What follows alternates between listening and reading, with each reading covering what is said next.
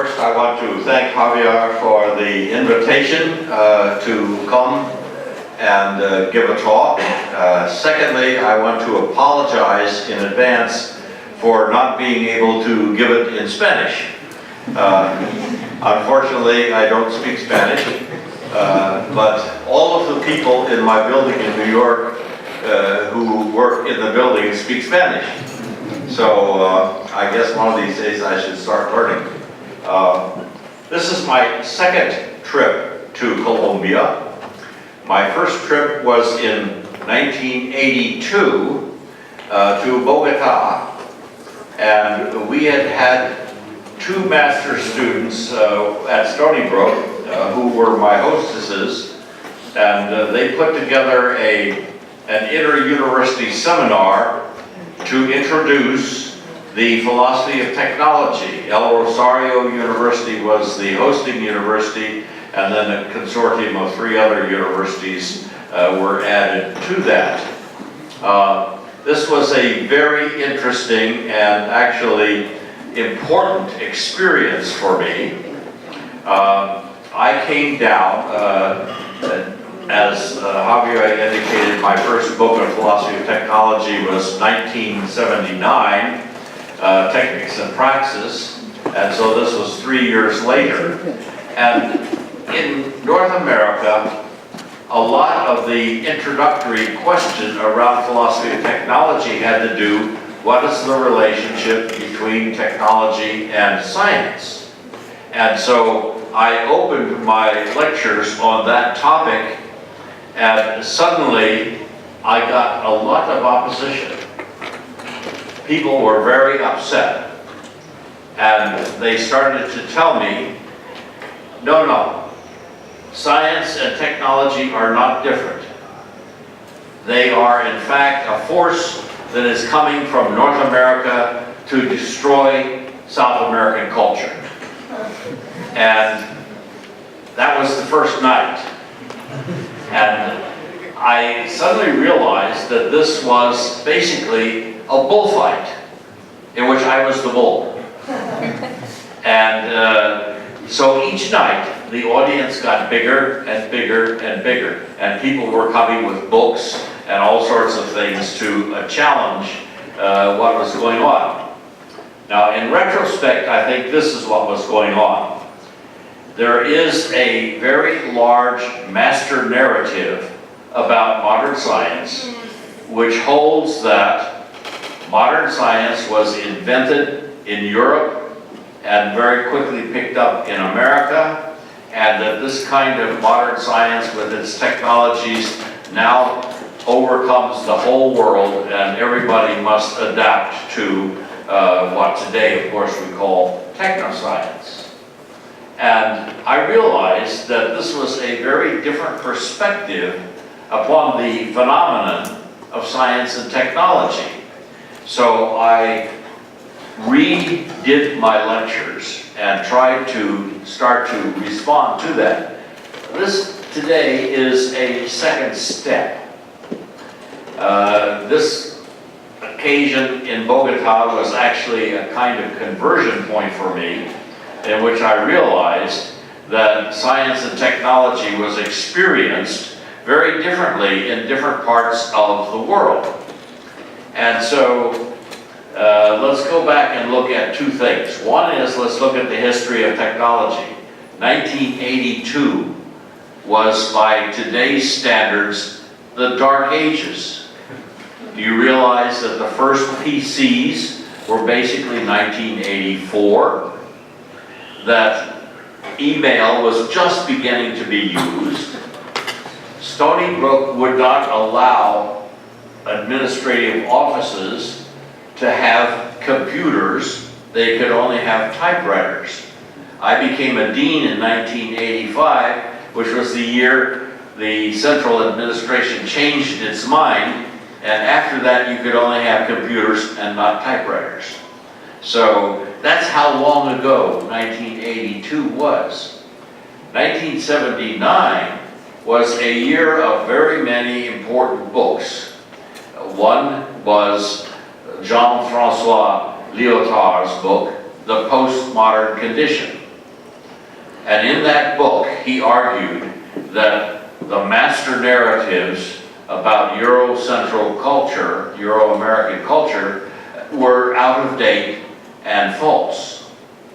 And I'm going to follow that today with a very interesting variation.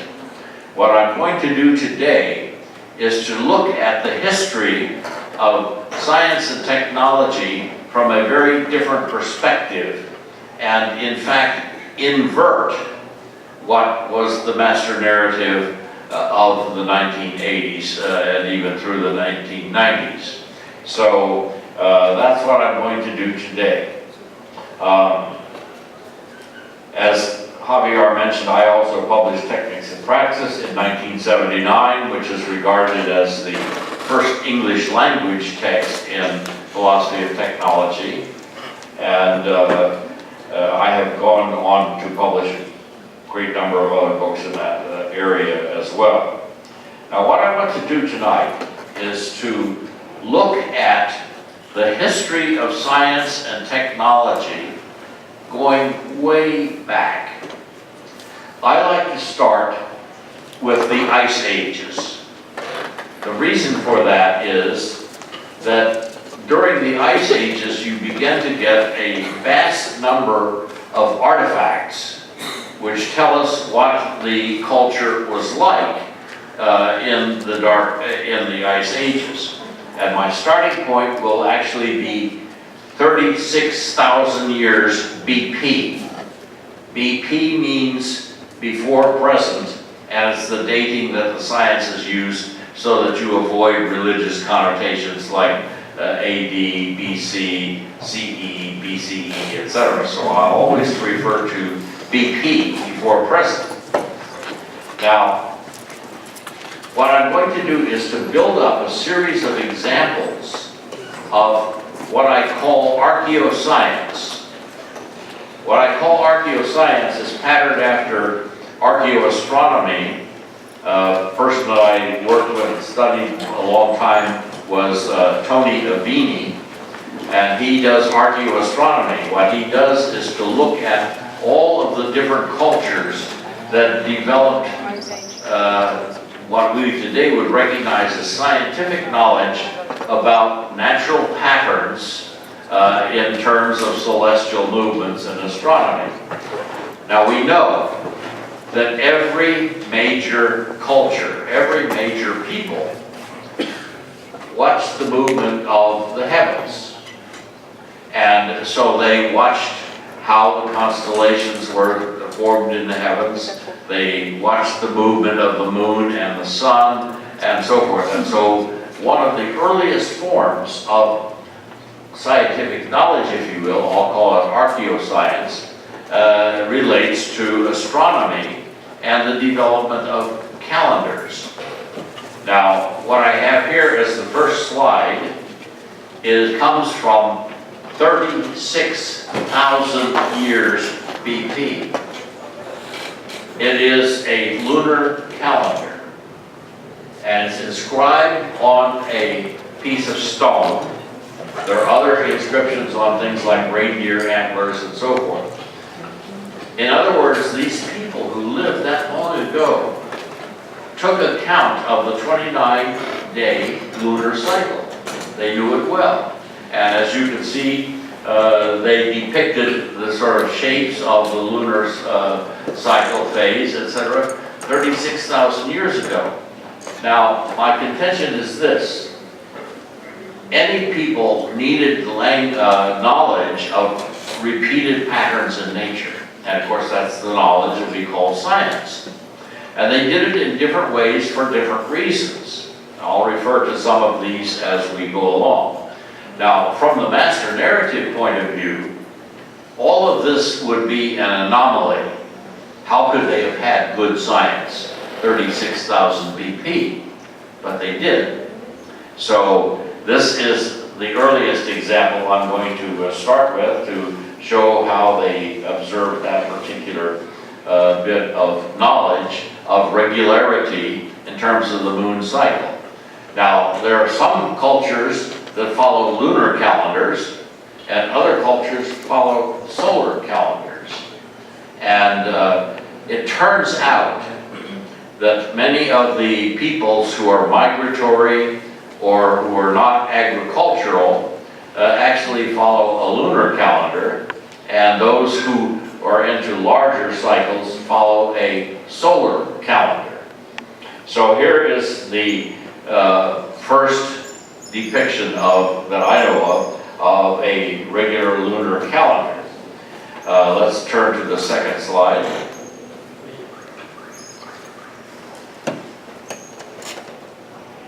Yes, this actually is a Mayan device which is a calendar based on solar cycles. And this device is very, very interesting because it bases the cycles on some 1,872,000 days. And what's interesting about this, you can see that it has gears, and goes around a very big calendar. This calendar was formed on knowledge of cyclical movements of the sun, which go back at least 2500 BP. Now, the interesting thing about this calendar is, if you compare it to the West, Europe, the calendar which Europe was going on was basically a Roman calendar, which was really only about 2000 BP. And this Roman calendar had an error of 0.002. That doesn't sound like much, but if you multiply 0.002 by over 1,000 years, you end up having like 2 weeks off. And so one of the important things for calendars in the West is to date Easter. And so by the 1500s, Easter was 2 weeks off. And so they changed to a new calendar, Gregorian calendar, in the 1500s, which corrected that enormous error which had built up. So for Nature magazine in 2000, I wrote a millennial essay, which was titled, "Why Don't We Carry Mayan Calendars Around?" Because the Mayan calendar was obviously far, far superior to the European calendar at that particular time. Now, what's really interesting is that calendars are developed in almost every culture at different times. Most of them go back 4,000, 5,000 BP, and they are found in different cultures in India, in China, in Korea, in Mesoamerica, etc. And so you have all these different calendars with degrees of accuracy. As it turns out, the Mayan one was the most accurate of all of the cultures during that particular period. Okay, so that was with the Mayan calendar. Now, about 5,000 years ago, a new device was developed, and this also was developed in many, many places of the world. So let's turn to the third one, Stonehenge. There we go. This is a sort of aerial view of Stonehenge in England, which, by the way, only a few weeks ago, they have discovered a new one, a new circle, which is in fact 5 times bigger than Stonehenge. Now, this is actually a solar counter. If you position yourself in certain places, you can see the rise of the sun at the solstices, and you set the winter, summer, fall, and Javier tells me you don't have seasons here, but in England you do have seasons, and so you set the solstice with this calculating device. Now, here's where I want to start talking about technoscience. My argument is that all science depends upon instruments, technologies. And the first 2 illustrations that I had were devices that recorded cycles And so you needed to have some kind of device which has an inscription which can carry it down from generation to generation.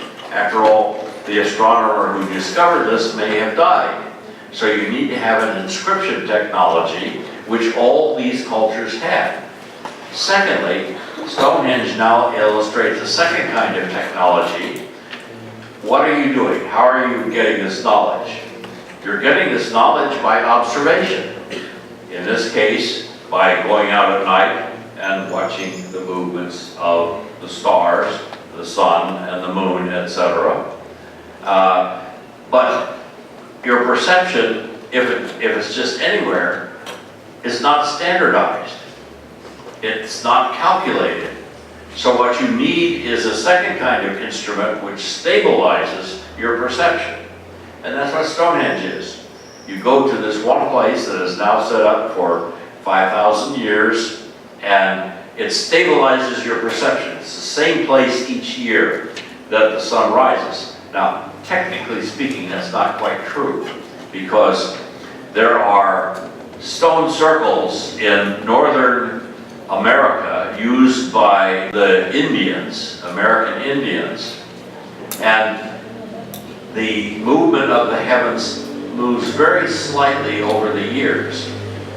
And so they were able to date this particular solar calendar by counting how the heavens movement had changed since the time it was established. And it turned out that the movement of the heavens for them to be accurate was 3,000 years.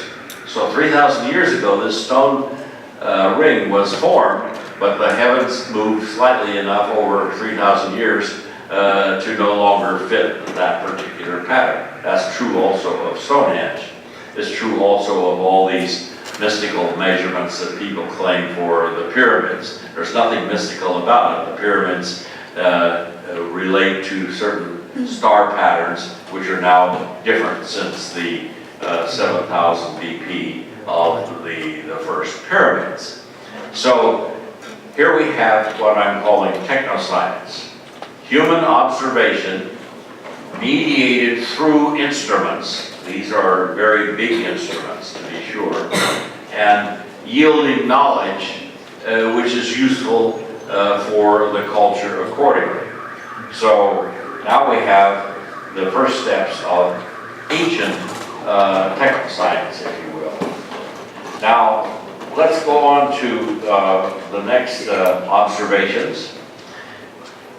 The master narrative that dominates still holds that there is a massive difference between modern science and what I'm calling archaeoscience. I do not believe that's true. But modern science does have one advantage, and it's a technological advantage. What characterized the emergence of modern science, which the narrative puts in the 17th century? Optics.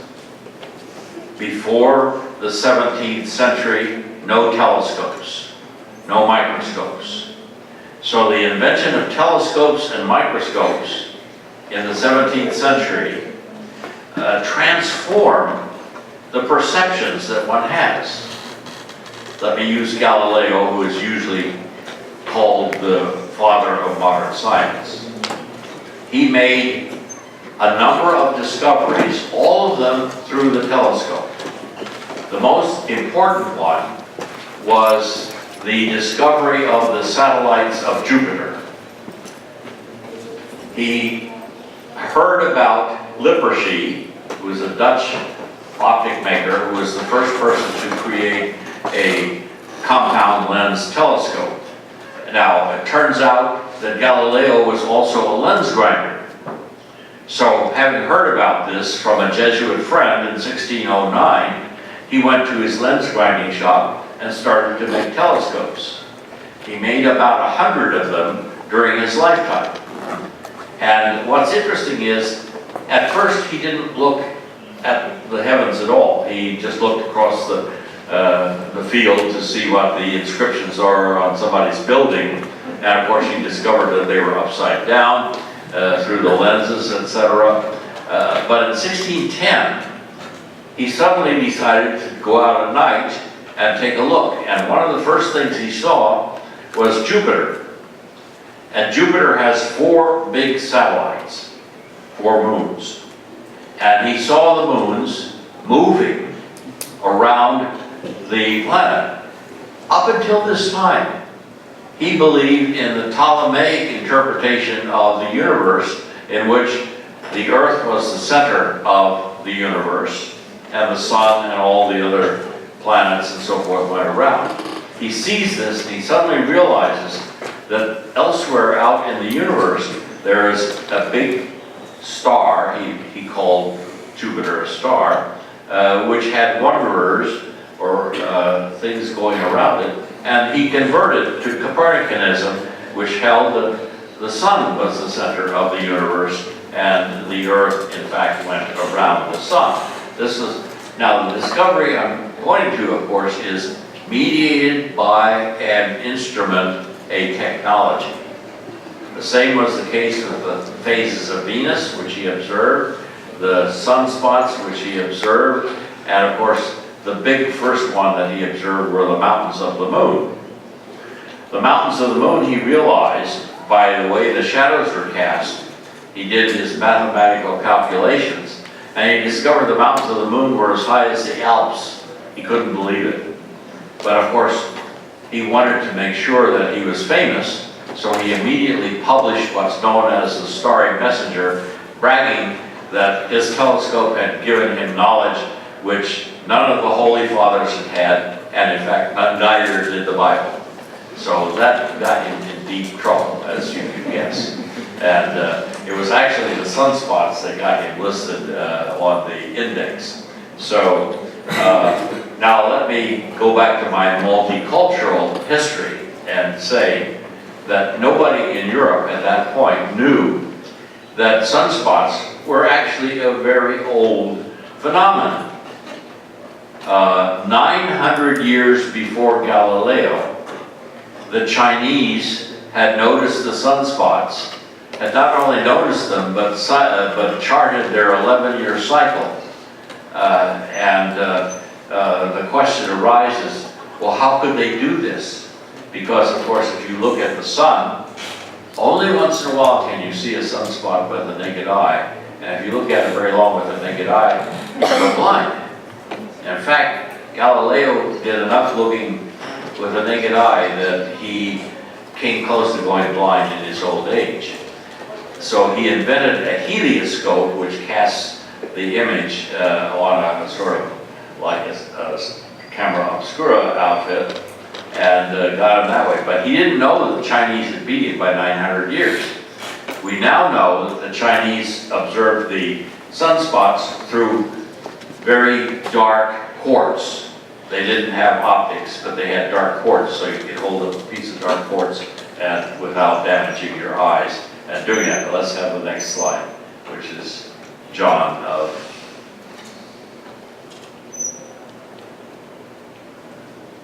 That's not it, that's Galileo's. That should have been it. These are Galileo's drawings of sunspots, 4 different versions. Now we go to the next one.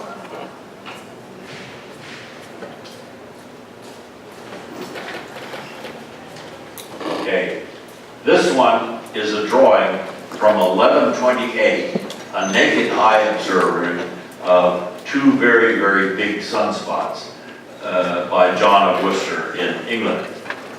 So that also beat Galileo, but I didn't even know about this myself until last week when I was researching more of the background to sunspots. So there you have a kind of history of sunspot observation, if you will. Okay, so let's go on from here. One of the things that I find so very, very interesting about studies of technoscience is that, like the 82, when you didn't have PCs and so forth, to the present time, it's almost impossible to keep up with the march of knowledge. So this piece of knowledge was published in Science only a few weeks ago. We'll take the next slide.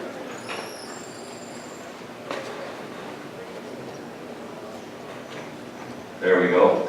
These are cuneiform tablets, written in cuneiform, and they were found, they're from Babylon, and they are about 2500 BP.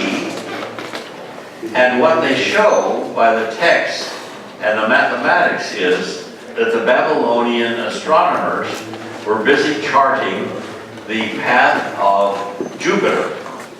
Now, in Babylon, the Jupiter is the sign for Marduk. Marduk is one of the chief gods, and he's very important, so they obviously chart the path of Marduk in the heavens, Jupiter. And Jupiter has a very strange kind of movement, and so these guys invented a pre-calculus, which geometrizes the movement of Jupiter, and thus is able to tell what its path is and how fast it is moving, etc. 14 centuries before calculus was invented by professors at Oxford University. Now, so we have yet another one of these strange anomalies. The question arises, if all this good science was done from 36,000 to 2,500 BP, is it anomalous? And now is when I want to change gears. And I want to talk about what has happened sort of since.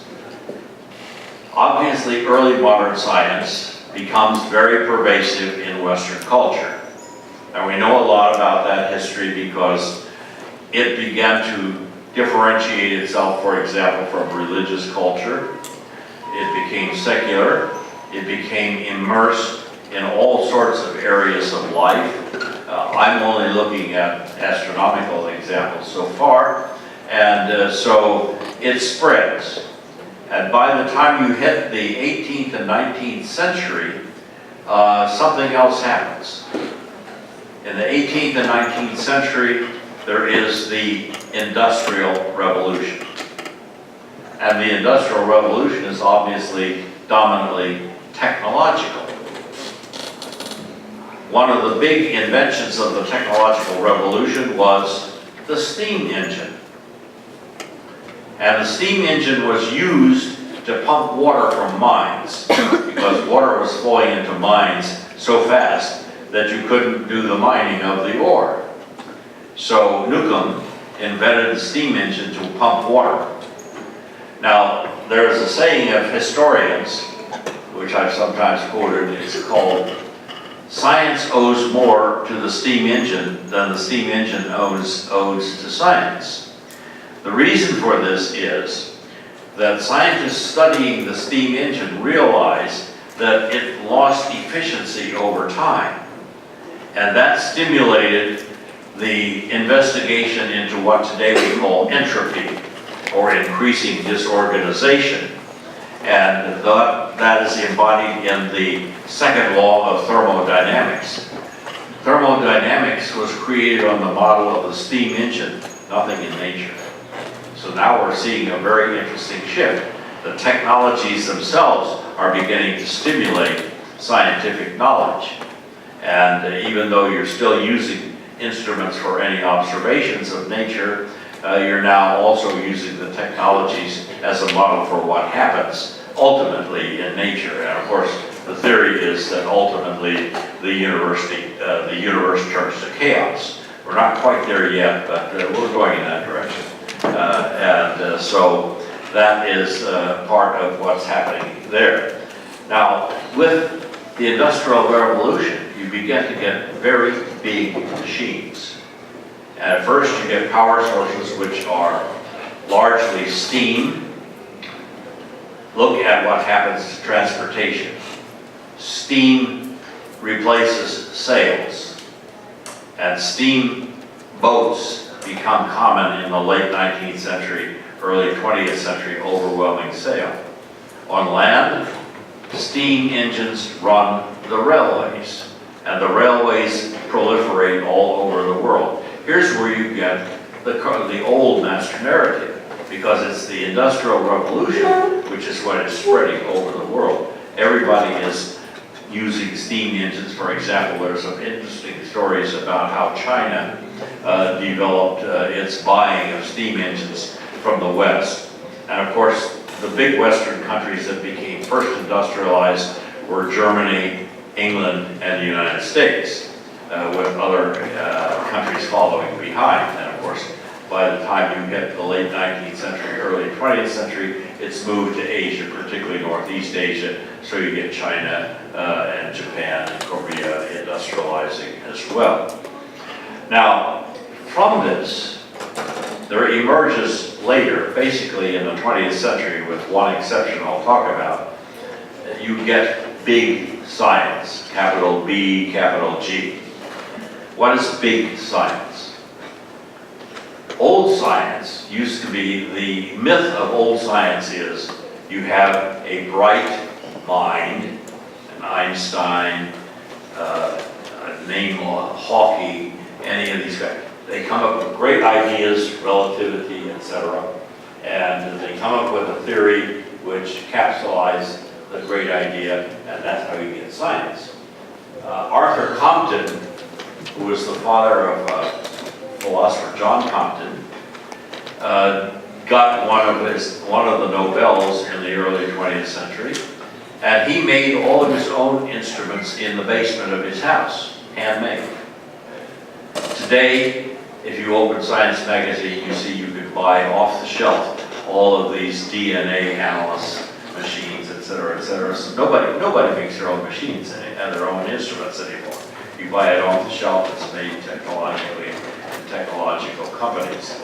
So what I want to talk a little bit about is big science. There's a sort of proto-big science which is interesting. In the 70s, a guy named John Burke created a television series on the history of technology called Connections. And one of the first big operations was the development of aniline dyes. Aniline dyes are made from coal tar.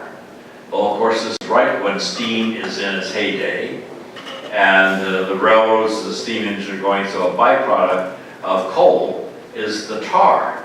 And so chemists were playing around with the tar, and they discovered that you could make dyes which could dye fabric. And of course, fabrics were a big thing in the late 19th century. This is about 1850 when the dyes were discovered. And these dyes created colors that had never been seen before. For example, mauve and green each had a sheen. So guess what? All the ladies had to have dresses which were aniline dyed, including Queen Victoria, who parades in a great big skirt, mauve color, aniline dyes. And it became an industry. It became the first really big chemical industry, largely centered in Germany. So this is a sort of proto-big science. But the first truly big science operation was the Manhattan Project. That occurs in the 40s in the United States. You realize that there was a race during World War II as to who would create the first atomic bomb. And the Germans had a program which failed, and the Americans took it up, including taking people who had worked on the German project and sort of giving them a free card so they could work on the American project, including people like Werner von Braun, etc. And they put together a consortium of physicists, engineers, military administrators, etc. A multi-hundred gathering of people in Los Alamos in Arizona, and they ended up creating the first atomic bomb. That project was the first $1 billion plus science project. It was projected to cost approximately $2 billion, but what happens? Cost overrun. So it ran up to about 4 billion, which in today's money would be $25 billion. That was the first truly big science project. Derek de Soto Price, a historian at Yale, wrote a book called Big Science. He coined the term, and it's been used a lot since. Now, what a lot of people don't realize is that big science, it no longer exists just with respect to physics and big bomb projects, but it turns out that Alfred Einstein, who was one of the managers of the Manhattan Project, a physicist, when the super collider was canceled, the super collider was to be the biggest single instrument that physicists have ever had. It was scheduled to cost about $18 billion by current standards. And it was in Texas. And the Congress decided to stop that project. It was at the end of the Cold War. Why? One reason was, well, we don't need all of your stuff now anymore because the Cold War is over and we're not under atomic threat anymore. So let's cancel this enormous project. That was a single instrument to try to find subatomic particles. The Hadron Collider in Switzerland took its place, and as you know, last year it discovered the God particle, or the Higgs boson, which is a subparticle of atoms, and it was presumably one of the biggest and most final experiments in the standard theory. It was made last year. Now that operation is so big that it has about 13 rich countries supporting it, and so the Super Hadron Collider is still at work. Here's an interesting personal vignette. In 1997, I was very happily promoted to a distinguished professorship in the SUNY system as a philosopher. There was one other person who got a distinguished professor that year, Paul Grannis, in our physics department. Paul Grannis was the administrator of a big science project to find the top quark, which was found in the Fermi lab. And the reason he got a distinguished professorship was because he had successfully organized over 1,000 physicists for this experiment. So I got mine because I had written about 12 books by then. So you can see there's a vast difference between big science and little philosophy, so to speak. But I found that amusing in any case. Now, to go back to the biological case, as I was just indicating, Alfred Einstein, who was a major mover in the Manhattan Project, went to the biologists and said, you guys will never be anything until you become big science, i.e. have at least one project which costs at least $1 billion. So what project was that? The Human Genome Project. He persuaded, against the consensus of biologists who thought that this would suck off too much money and all of the other kinds of experiments and developments in biology would fall by the way, for the Human Genome Project, which cost in the end about $3 billion. So it made it into big science. And now, of course, today you can find a big flood of physicists flowing into the biological sciences and the new biological sciences which go off into biotechnology, DNA studies, genetic biology, etc., all of which come out of the discoveries of the Human Genome Project. And I'll end that big science story with the latest. The Webb Space Telescope is going to replace Hubble, and it's had a little cost overrun too. It will only cost us $8 billion for a telescope in space. So you see, big science rolls off. Now let's go back to the master narrative. What I want to do is to invert it in the following way.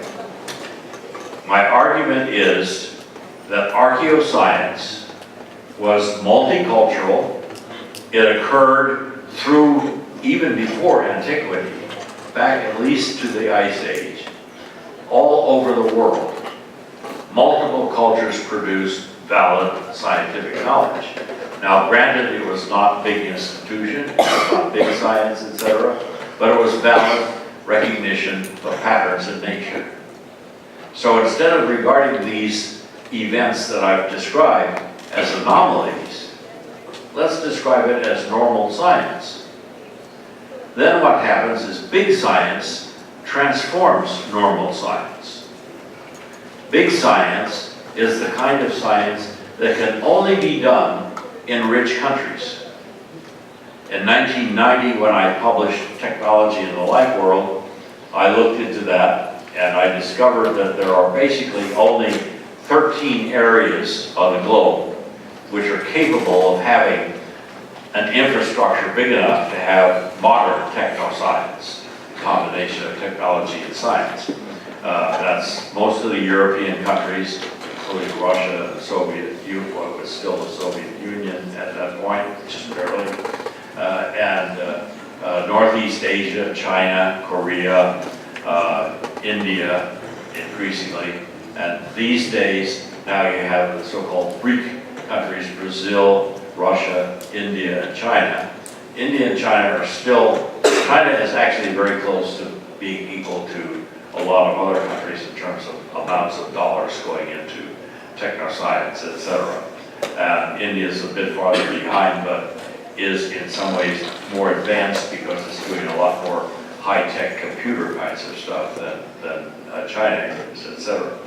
So what's interesting now is that this change of the master narrative shows that in fact the kind of science that can be done today, big science, is restrictive. It can only occur in either the very rich countries or in combinations of countries that get together, like CERN and the Hadron Collider, which draws upon many, many different countries.